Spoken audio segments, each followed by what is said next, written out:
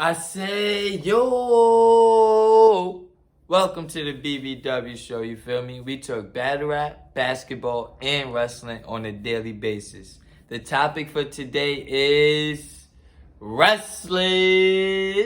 More importantly, the G1 Climax 32, you feel me? It's in the books. We just had the semifinals today. We're going to have the finals tomorrow. I'm making this video before the finals because it's only going one way. You feel me?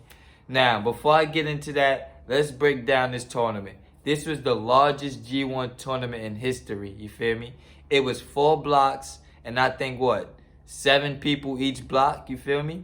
It was big, bro. I ain't gonna hold you. It was like 28 people in this. You feel me? A lot of new faces, and we had some returning faces. Now, would I think they should do this style next year? Yeah, because it added different layers to it. You feel me? It added different layers to it. Now, it wasn't one standout match. I'm not going to lie. It wasn't one standout great match. It was a lot of good matches. And because the crowd couldn't cheer or boo, they could only clap, that made the matches very hard to watch. You feel me? I'm not going to lie. But it was still a good G1. I'm not going to lie. It's the best tournament in the world, respectfully. Even with no crowd participation, it's still the best tournament in the world.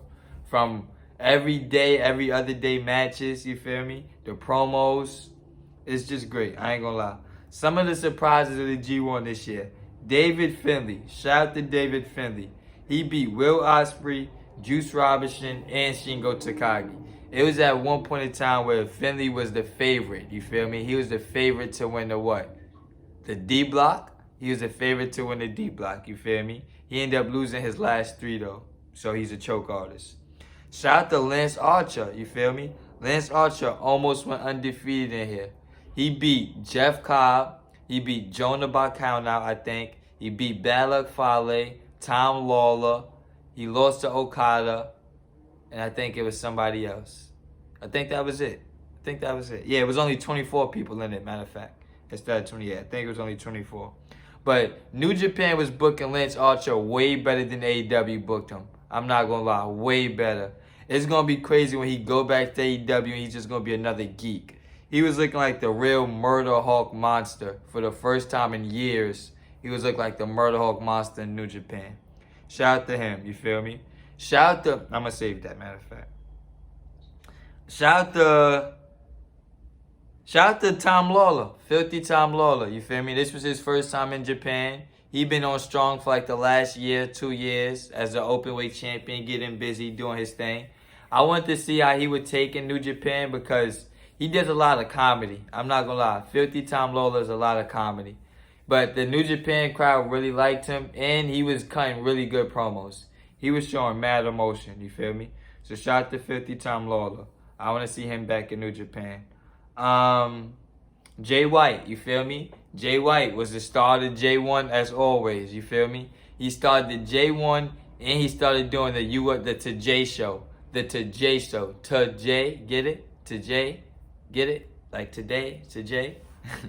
He was doing the Today show, you feel me? My son almost went undefeated. He beat everybody in the B block. Gangster. Everybody in the B block. I knew he wasn't going to go undefeated. I'm not going to say I knew that. But I fake knew that somebody was going to beat him because he got to have a match before we get to Wrestle Kingdom. You feel me? Right now we in August, about to be September. He got to defend the world title before January 4th. So I was expecting him to lose to somebody. But the person that he lost to, I was happy about. Respectfully. Naito. We might as well talk about Naito. For a 5th straight year or whatever, Naito's a loser, bro. I'm not gonna lie. Naito been a loser for longer than he been a winner in New Japan to me. He's always the bridesmaid, never the bride. I'm not gonna lie. Ever since that first G1 where he won and then lost it, I think that was 2016, 2017? He never was the same. Yeah, they put the double champ on him. He lost at his first defense or his second defense. You feel me? So, and then he never did nothing ever since then. So, Naito's just a loser. He started off slow, started winning matches, then he lost in the semifinals to Will Ospreay. Whatever. Jonah, you feel me? I was said when he got released, when Bronson Reed got released by WWE, I said New Japan has to pick him up. I didn't want AEW to pick him up because they don't know how to book big guys. And I wanted New Japan to pick him up because they needed new talent. I'm tired of seeing Okada versus Naito. Tired of seeing Jay White versus Ishii. Tired of seeing Naito versus Tanahashi. I'm tired of seeing the same matches. So I'm like, bro, y'all need Jonah way more than ever right now. Y'all need him. And y'all got Jeff Cobb, but Jonah is a little bit better than Jeff Cobb. You feel me? Jeff Cobb is very... I don't know how to put it. You feel me? Sometimes Jeff Cobb's a main eventer. Sometimes he's a mid-carder. Respectfully. Jonah is always a main eventer. He always comes across to me like a main eventer. Sometimes Jeff Cobb come across like a mid-carder. Respectfully. So it was good to see Jonah in this G1. And he got a win over Kazuchika Okada. Let me say that again.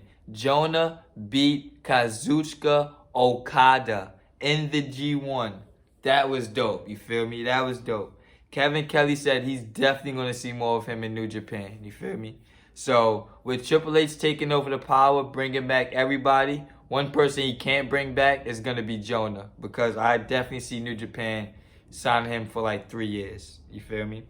Now, like I said, the person that beat Jay White, the one only person, Tama Tonga. You feel me? Round of applause for him.